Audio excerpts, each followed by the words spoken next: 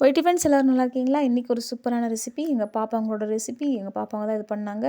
செம்ம சூப்பராக பண்ணியிருந்தாங்க. என்கிட்ட சின்ன சின்ன ஐடியாஸ் தான் கேட்டாங்க. மாவு மிக்ஸ் பண்ணுறதுக்கு அண்ட் தென் இந்த சாஸ்க்கு கேட்டாங்க. சாஸ்க்கு நான் லைட்டாக ஒரு சின்ன டிப்ஸு சொன்னேன். பாயில் பண்ணிவிட்டு அது கூட சில்லி பவுடர் சேர்த்து கிரைண்ட் பண்ணிக்கோங்கப்பா, ஸோ ஈஸி அப்படின்னு சொன்னேன். அவங்க அதே மாதிரி பண்ணிட்டாங்க. டேஸ்ட்டு பார்த்தீங்கன்னா சும்மா அல்டிமேட்டாக இருந்துச்சுங்க. அந்த மாவு தான் பீஸாவுக்கு அந்த பாட்டமில் வைக்கிறோம்ல, அந்த மாவோட திக்னஸ் தான் கொஞ்சம் கனம் அதிகமாகிடுச்சு. ஸோ அதர்வைஸ் டேஸ்ட்டெல்லாம் சூப்பராக இருந்துச்சு. பாப்பாங்களுக்கு ரொம்ப தேங்க் பண்ணணும். ஏன்னா என்னை உட்கார வச்சு அவங்க எனக்கு செஞ்சு கொடுத்தாங்க. ரொம்ப ரொம்ப ஹாப்பியாக இருந்துச்சு அந்த மூமெண்ட்டு.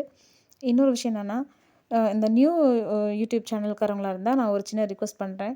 ரெகுலராக போடுறதா இருந்தாலும் சரி வீடியோஸு, இல்லை வந்து ஒன் டே விட்டு ஒன் டே போடுறதா இருந்தாலும் சரி, இல்லைனா 2 டேஸ் ஒன்ஸ் போடுறதா இருந்தாலும் சரி, எப்படி நம்ம போடுறோமோ அதை கரெக்டாக ஃபாலோ பண்ணிவிட்டு வாங்க. இடையில வந்து கேப் விட்டுறாதீங்க. கேப் விட்டாலே வந்து நம்மளோட ஏதாவது லாஸ்ட்டாக போட்ட வீடியோ வந்து வியூஸே போகிறதில்ல. என்னோடய பாப்பாவோட வீடியோஸ் போட்டிருந்தேன் நான். அது வியூஸே போகல, அப்படியே ஃப்ரீஸ் ஆகி நிற்கிது. இந்த மிஸ்டேக்கை நீங்கள் பண்ணிடாதீங்க. தேங்க்யூ.